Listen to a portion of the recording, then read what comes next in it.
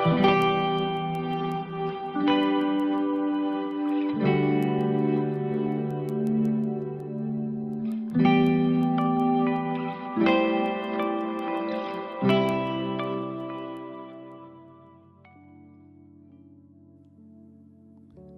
saudara yang dikasihi oleh Tuhan, kita berjumpa lagi dalam ibadah online. Sebelum kita mendengarkan firman Tuhan, mari terlebih dahulu kita berdoa. Kami bersyukur Bapa buat hari ini, karena kami percaya bahwa setiap hari adalah hari yang dijadikan oleh Tuhan. Setiap hari adalah hari yang diberkati oleh Tuhan. Dan oleh sebab itu kami bersyukur Tuhan buat hari ini, karena kami percaya bahwa Tuhan akan selalu memberikan rahmat yang selalu baru setiap pagi. Kami menyerahkan waktu-waktu ke depan ke dalam tangan-Mu, berikan hikmat buat setiap kami untuk mengerti arahan-Mu, untuk mengerti tuntunan-Mu Tuhan. Dan berikan kami hikmat juga untuk menjalankan dan melakukan setiap firman yang Engkau sampaikan pada hari ini. Oleh sebab itu Tuhan, biar setiap firman yang ditabur akan jatuh, kami pastikan akan jatuh dalam tanah hati kami yang paling subur. Sehingga kami bukan hanya mendengar, tapi kami boleh juga melakukannya di dalam kehidupan kami. Dan firman itu bisa berbuah dalam seluruh kehidupan kami. Terima kasih Tuhan. Kami mau sambut firman-Mu hanya di dalam nama Tuhan Yesus. Haleluya. Amin. Hari ini saya akan share saudara tentang apa yang menjadi visi kita di tahun ini. Yang visi ini ditetapkan oleh para penatua kita. Dan saya percaya bahwa ada sebuah kegairahan yang baru waktu visi ini dilancarkan atau didengungkan, saudara. Visi kita adalah Behold, something new has come, saudara. Nah, saya akan share kepada saudara bagaimana sikap hati kita untuk menerima sesuatu yang baru, yang telah datang dan yang akan datang di dalam kehidupan kita. Nah, kata baru di dalam Alkitab itu mengandung dua arti. Yang pertama adalah neos, yang artinya adalah chronological newness atau hal yang baru yang secara urutan waktu, saudara. Seperti waktu kita memasuki tahun yang baru, itu berarti neos, sesuatu yang baru, tahun yang baru sesuai dengan urutan yang baru, ya, urutan kejadian waktu yang baru. Nah, yang kedua, saudara, bicara soal sesuatu yang baru, Alkitab juga mencatat bahwa ada arti yang kedua selain neos, yaitu kainos, artinya kualitas. Ya. Jadi ternyata bukan hanya secara urutan waktu kita baru disebut sesuatu itu baru. Misalnya besok adalah hari yang baru, itu berbicara tentang neos. Tapi kalau kita bicara tentang kainos adalah kualitas yang diperbaharui. Ya. Ada sesuatu yang awalnya nggak terlalu baik, tetapi kemudian diperbaiki, kualitasnya menjadi sesuatu yang baru, yang jauh lebih baik. Nah, kita percaya, kita berharap saudara bahwa di tahun yang baru dengan visi yang baru saudara, kita akan mengalami dua hal ini. Kita bukan hanya mengalami neos, artinya mengalami sesuatu yang baru sesuai dengan urutan waktu. Ya. Tetapi kita juga bisa mengalami kainos atau kualitas yang diperbarui dari hari yang ke hari. Nah, di dalam Matius pasal yang ke-9 ayat 17, tentunya firman Tuhan berkata bahwa begitu pula anggur yang baru tidak diisikan ke dalam kantong kulit yang tua, karena jika demikian kantong itu akan koyak sehingga anggur itu terbuang dan kantong itu pun hancur. Tetapi anggur yang baru disimpan orang dalam kantong yang baru pula. Dan dengan demikian terperiharalah kedua-duanya. Nah saudara, bahwa untuk kita bisa menerima sesuatu yang baru, baik neos itu tentunya seiring dengan berjalannya waktu. Tetapi untuk kita mendapatkan kainos atau kualitas yang baru, tentunya Matius 9 ayat 17 ini berbicara banyak kepada kita bahwa kita harus mempersiapkan kantong kulit yang baru. Karena kalau kita punya kantong kulit yang tua atau kirbat yang tua, maka kantong itu akan koyak. Banyak orang gak siap mengalami perubahan atau menerima sesuatu yang baru di dalam kehidupannya. Ada beberapa hal yang saya catat, yang saya coba renungkan, saudara. Bahwa kenapa ada orang-orang yang nggak bisa menerima sesuatu yang baru atau nggak bisa mengalami progres dalam kehidupannya. Karena arti kata baru yang kedua tadi saya ulangi lagi bahwa arti kata yang baru adalah kainos atau kualitas yang baru. Kenapa ada banyak orang yang hidupnya dari dulu sekarang sampai selama-lamanya nggak mengalami peningkatan kualitas, nggak mengalami hal yang baru. Ternyata salah satu kuncinya adalah ini, saudara. Bahwa ternyata mungkin dia memiliki kantong kulit yang tua. Nah, saudara, pada waktu kita saya merenungkan visi kita yang baru ini, saudara. Tiba-tiba saya teringat dengan sebuah ayat yang luar biasa. Kita lihat di Yesaya pasal yang ke-43, ayat 18 dan 19. Di sini kita akan bisa belajar bagaimana kita memiliki sikap hati yang benar untuk menghadapi sesuatu yang baru.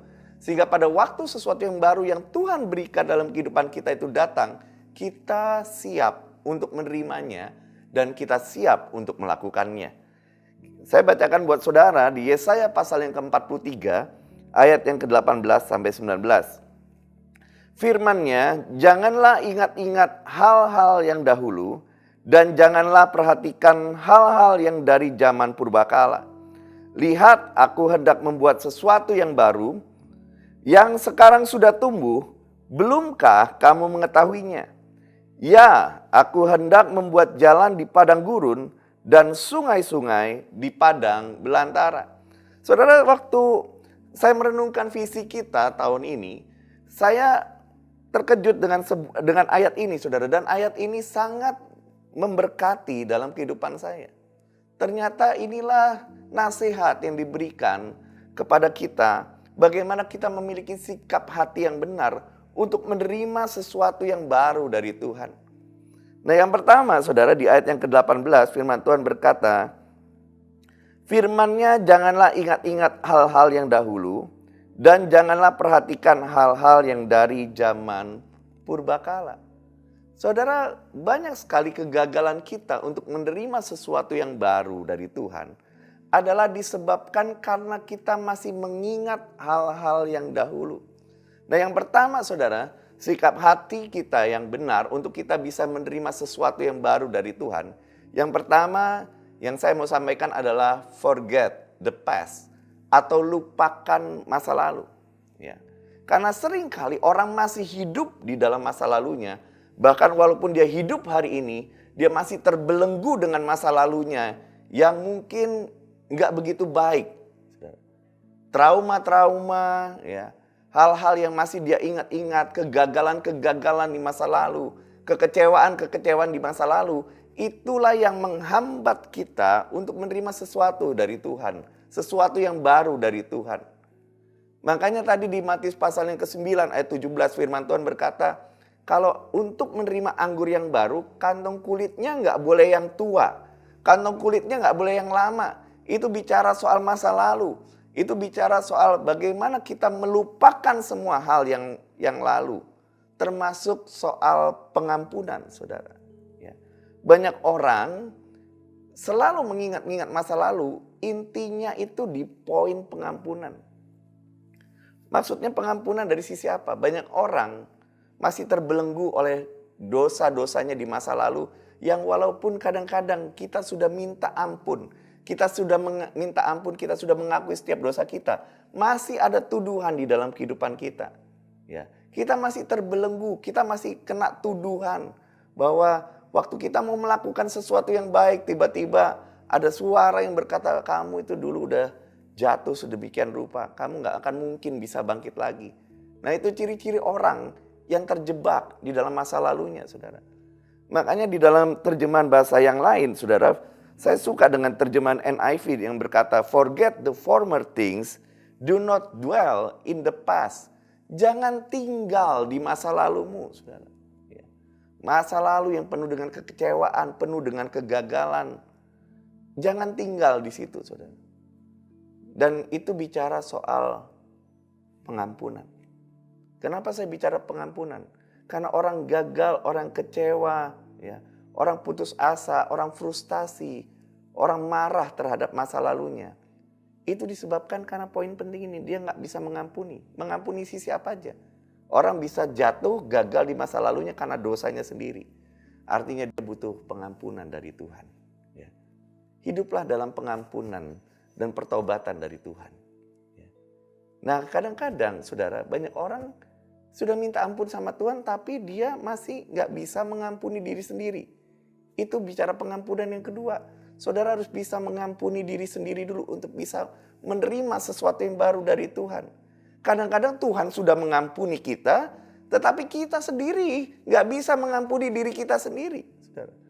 Kadang-kadang kita menghukum diri kita sendiri lebih berat daripada Tuhan menghukum kita. Ya. Itu yang menjadi masalah. Akhirnya kita mulai menjudge diri kita, menghakimi diri kita. Bahwa kalau dulu kita mengalami kegagalan, maka kita nggak akan mungkin berhasil di masa depan. Itu tanda bahwa kita belum mengampuni diri kita sendiri. Kita belum berdamai dengan diri kita sendiri.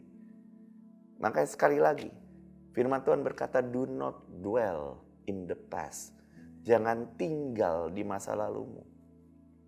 Masa lalumu boleh berantakan. Masa lalumu boleh kacau. Masa lalumu boleh penuh dengan dosa. Tapi pada waktu kita hidup dalam pertobatan, kita minta ampun di hadapan Tuhan. Kita mengampuni diri sendiri. Dan termasuk hal yang ketiga, ampuni sesamamu. Banyak orang mengalami kerusakan dalam hubungan disebabkan karena dia nggak mau mengampuni sesamanya. Ya. Banyak orang sering mengingat kesalahan-kesalahan orang lain di masa yang lalu. Banyak hubungan yang rusak disebabkan karena masalah atau kesalahan yang dulu masih diungkit-ungkit di masa sekarang. Banyak suami istri bertengkar karena apa? Karena masalah yang dahulu kemudian diungkit kembali. Sehingga masalahnya jadi semakin besar. Itu adalah ciri-ciri orang yang hidup di masa lalu, saudara. Nggak merasa mendapat pengampunan dari Tuhan, ya. Padahal dia sudah diampuni pada saat dia mengakui setiap dosanya. Dia nggak mau mengampuni diri sendiri, dan dia juga nggak mau mengampuni sesama. Jenis orang seperti ini nggak akan mungkin bisa menerima sesuatu yang baru dari Tuhan. Karena apa? Dia masih hidup di masa lalunya. Dia masih punya kantong anggur yang lama. Sehingga pada waktu sesuatu yang baru datang, maka kantong itu jebol. Kantong itu rusak. Bicara soal forget the past, itu bicara soal forgiveness. Bicara soal pengampunan. Mari hari ini datang kepada Tuhan kalau masih ada dosa di masa lalu yang belum diselesaikan. Selesaikan saat ini juga, saudara. Firman Tuhan berkata di 1 Yohanes 1 ayat 9, jika engkau mengaku dosamu, maka dia setia dan adil, dan dia akan mengampuni setiap dosamu. Iblis berusaha memakai dosa kita di masa lalu untuk menjatuhkan kita di masa sekarang ini. Tapi ingat bahwa waktu engkau sudah mengakui dan minta ampun atas setiap dosamu, engkau sudah dipulihkan. Dan jangan lupa untuk mengampuni diri sendiri. Berdamai dengan dirimu sendiri. Engkau boleh gagal di masa lalu, tapi jangan tuduh dirimu yang sekarang bahwa engkau pasti akan mengalami kegagalan yang sama. Itu bicara soal mengampuni diri sendiri. Dan yang ketiga, ampuni sesamamu, saudara. Sekali lagi, jangan ungkit-ungkit kesalahan orang lain di masa lalu terhadap permasalahan sekarang. Yang lalu biarlah di-close, tapi yang sekarang fokuslah kepada solusi. Itu yang pertama, saudara. Untuk kita bisa menerima sesuatu yang baru, forget the past. Lupakan masa lalu. Yang kedua, saudara, untuk kita bisa menerima sesuatu yang baru dari Tuhan, yang kedua, firman Tuhan berkata, lihat aku hendak, di ayat 19, lihat aku hendak membuat sesuatu yang baru yang sekarang sudah tumbuh. Ya. Sikap hati kita yang kedua untuk menerima sesuatu yang baru adalah fokus in the present. Ya. Kalau tadi forget the past, yang kedua adalah focus in the present. Fokuslah pada hari ini. Ya. Hari ini adalah sesuatu yang baru. Ya. Hari ini Tuhan sediakan, setiap hari Tuhan sediakan sesuatu yang baru. Ratapan 3 ayat 21, 22, 23. Firman Tuhan berkata bahwa rahmat Tuhan itu selalu baru tiap pagi. Ya, tiap pagi. Jadi fokuslah di hari ini. Ya. Matius 6 ayat 34 berkata, janganlah engkau khawatir. Kesusahan sehari biarlah untuk sehari, ya. Fokus di hari ini itu sesuatu yang penting, Saudara, ya. Bahwa untuk kita menerima sesuatu yang baru, maka fokuskan dirimu di hal-hal hari ini, saat ini. Bagaimana kita bisa memiliki kehidupan yang fokus di hari ini? Maka saudara harus memiliki kehidupan yang sadar penuh, hadir utuh di dalam setiap hal dalam kehidupan kita. Hari ini bicara soal sekarang. Hari ini bicara soal tidak ada penundaan dalam kehidupan kita. Banyak orang menyesal di kemudian hari, ya, karena tidak melakukan sesuatu di hari ini. Oleh sebab itu, saat ini saudara, saya mau menyampaikan kepada saudara begini, fokuslah pada hari ini. Apa saja yang kita bisa fokuskan? Kalau kita fokus hari ini untuk bekerja dengan baik, ya, bekerja dengan sungguh-sungguh, maka kita akan menuai hasilnya di masa yang akan datang. Orang yang fokus di hari ini bukan berarti dia nggak memikirkan masa depan. Justru orang yang fokus di hari ini adalah orang-orang yang memang memikirkan masa depannya. Oleh sebab itu dia akan bekerja dengan keras hari ini untuk masa depan yang jauh lebih baik. Bicara soal hari ini, saya juga mau berbicara tentang fokuslah pada hubungan-hubungan di sekitar. Ya. Fokuslah, jangan pikiranmu terpecah-pecah akibat masa lalumu dan memikirkan masa depan yang belum kejadian. Masa lalu kita akan menyebabkan kita down mungkin karena kita berpikir dulu kita pernah gagal, dulu kita pernah jatuh. Dan masa depan kita, kalau kita berpikir masa depan kita penuh dengan kekhawatiran, akhirnya kita jadi pribadi yang saya mau sebut ini. Ada kata yang begitu powerful yang hari-hari ini saya renungkan, yaitu mindful. Ya. Akhirnya kita jadi orang yang tidak mindful. Apa itu mindful? Mindful itu adalah sikap hati yang memfokuskan perhatiannya pada keadaan saat ini, ya, dan tidak terpengaruh oleh kejadian di masa lalu maupun kejadian di masa depan. Artinya orang ini nggak akan galau tentang masa lalunya dan dia juga nggak khawatir tentang masa depannya. Dia fokus, dia mindful bahwa hari ini dia harus produktif, hari ini dia harus lakukan sesuatu yang baik. Hari ini dia akan lakukan sesuatu yang luar biasa. Tuhan suka. Banyak sekali ayat-ayat di Alkitab berbicara tentang hari ini. Termasuk pertobatanmu. Termasuk pemulihanmu. Firman Tuhan berkata kalau pada hari ini, jika engkau mendengar suaranya, jangan keraskan hatimu. Pada hari ini, sekarang, ya, bicara soal sekarang. Fokus pada pekerjaanmu, fokus pada orang-orang di sekelilingmu. Bagaimana hubunganmu? Jangan begini, saudara. Banyak orang yang gak mindful kehidupannya. Dia ada di tempat pekerjaannya, dia bingung dengan keluarganya. Sebaliknya dia ada di dalam keluarganya, dia masih memikirkan di pekerjaannya. Itu orang yang gak mindful, saudara. Orang yang akhirnya gak bisa enjoy the time, gak bisa menikmati kehidupannya. Kenapa? Karena pikirannya itu pikiran yang tidak mindful, tidak sadar penuh, hadir utuh. Ada banyak orang kumpul sama keluarganya kepikiran pekerjaannya. Bukan berarti kepikiran pekerjaan itu nggak baik. Tapi itu berarti kita nggak mindful, kita nggak hadir penuh. Ya, kita nggak hadir utuh dalam kehidupan keluarga kita. Sebaliknya di dalam pekerjaan kita memikirkan hal-hal yang lain. Maka firman Tuhan hari ini datang kepada kita. Focus in the present. Fokus pada hari ini. Kalau mau bertobat, bertobatlah hari ini. Kalau mau bawa hidupmu untuk sesuatu yang jauh lebih baik lagi, mulailah di hari ini.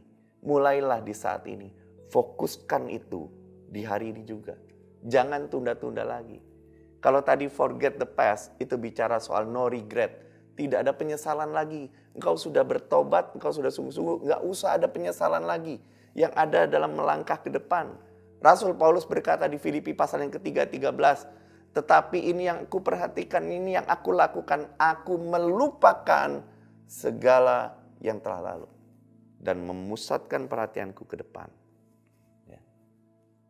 Bicara forget the past, bicara no regret. Nggak ada penyesalan. Itu sudah terjadi, kita harus fokus di sekarang. Bicara fokus in the present, itu bicara no delay. Jangan ditunda. Apapun yang Tuhan bicara buat kehidupan kita, apapun yang kau kerjakan, hubungan-hubunganmu dengan orang lain. Jangan menunda. Jangan menunda sampai besok. Engkau akan menyesal. Ya, banyak orang bicara bahwa penyesalan itu datang terlambat. Kalau datang duluan namanya pengumuman ya saudara ya. Seringkali kita menyesal di kemudian hari karena kita tidak memutuskan untuk melakukannya hari ini.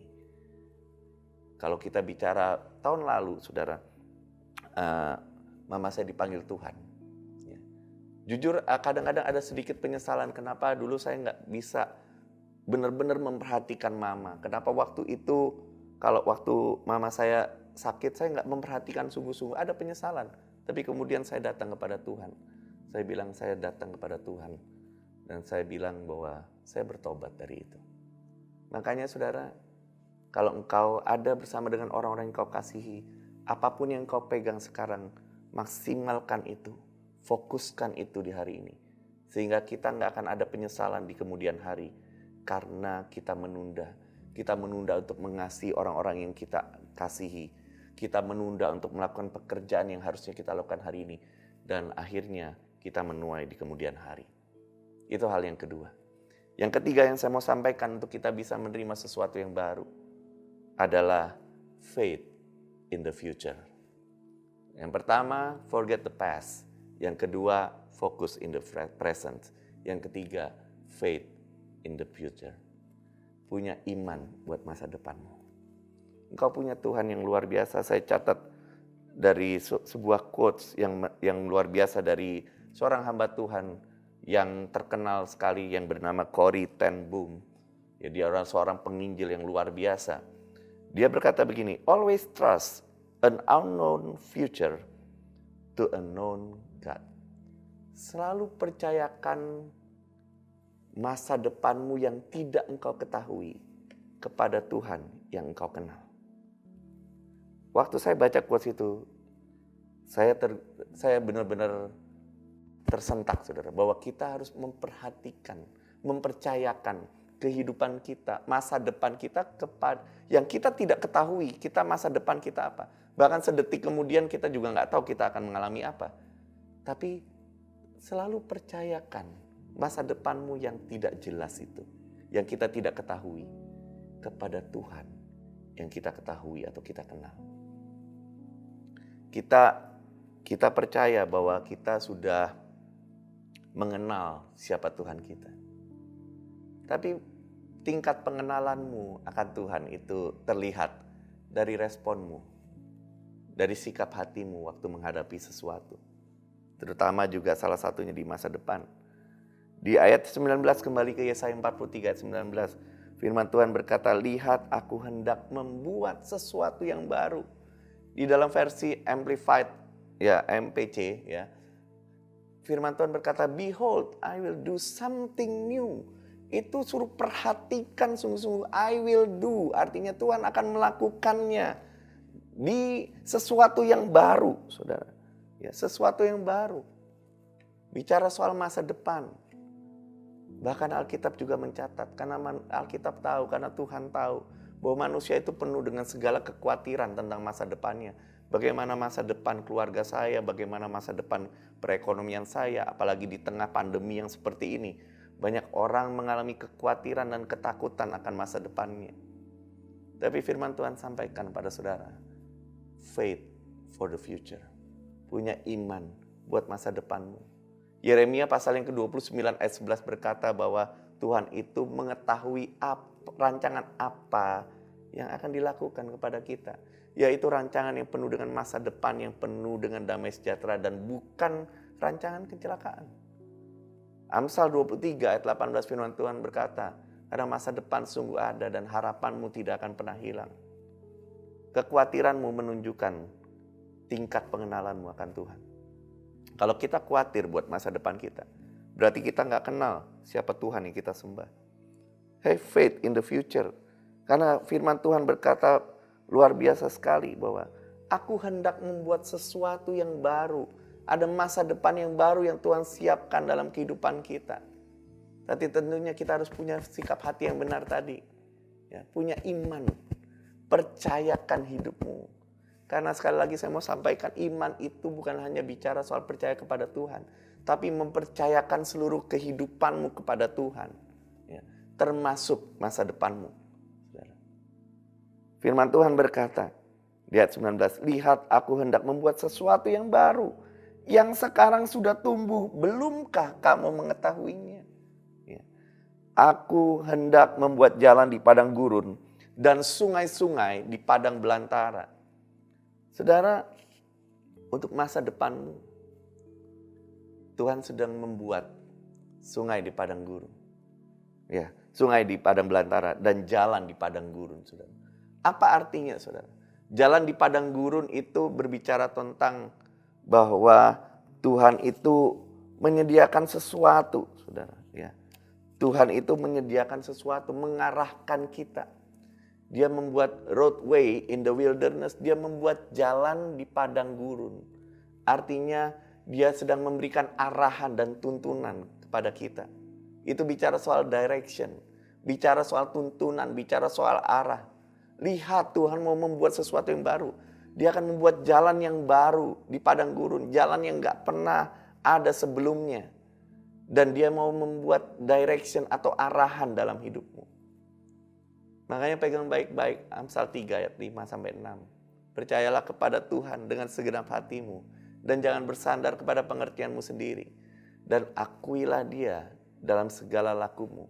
Maka ia akan meluruskan jalanmu. Tuhan akan mengarahkan kita ke tujuan yang tepat. Asal engkau bersandar penuh kepadanya. Mempercayakan kehidupanmu kepadanya. Dia akan membuat jalan di padang gurun.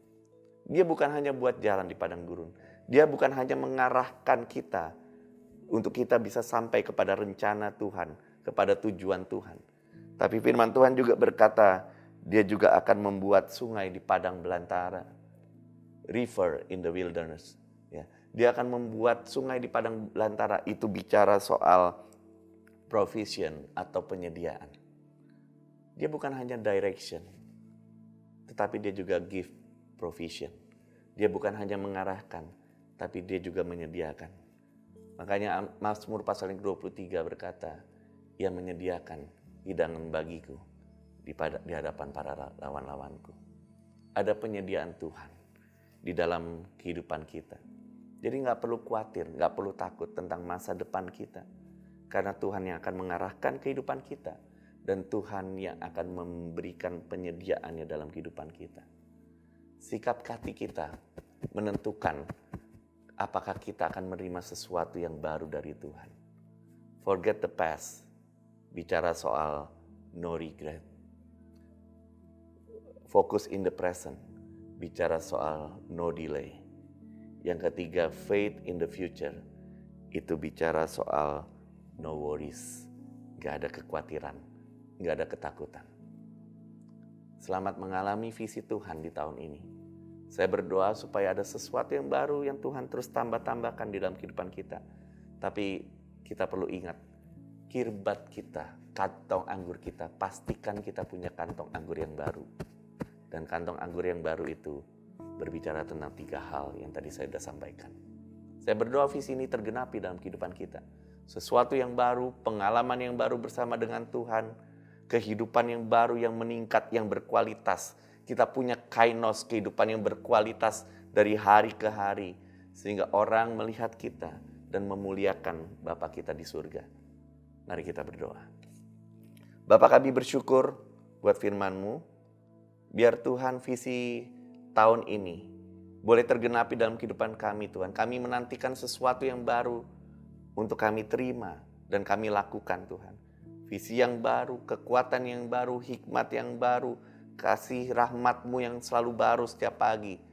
Tapi biar kami mau pastikan juga bahwa kami punya kantong anggur yang baru, berupa sikap hati yang benar. Kami mau melupakan semua yang lalu, Tuhan, semua yang menghambat, yang mengganjal kehidupan kami, yang menghambat kehidupan kami itu kami boleh bergerak. Kami mau fokus in the present, kami mau fokus pada hari ini untuk melakukan semua yang terbaik tanpa penundaan. Kami juga, Tuhan, mau punya iman akan masa depan kami. Engkau ada di masa depan kami, Tuhan. Kami mempercayakan seluruh kehidupan kami ke dalam tangan-Mu. Dan kami percaya sesuatu yang baru yang Tuhan sediakan dalam kehidupan kami akan terjadi dalam kehidupan kami Tuhan. Terima kasih Bapa. Hamba-Mu selesai berbicara, tapi Roh Kudus Engkau terus berbicara buat setiap kami. Terus Bapa bawa kami dalam pengalaman yang baru bersama dengan Engkau. Terpujilah nama-Mu Tuhan. Hanya di dalam nama Tuhan Yesus. Haleluya. Amin. Tuhan Yesus memberkati saudara.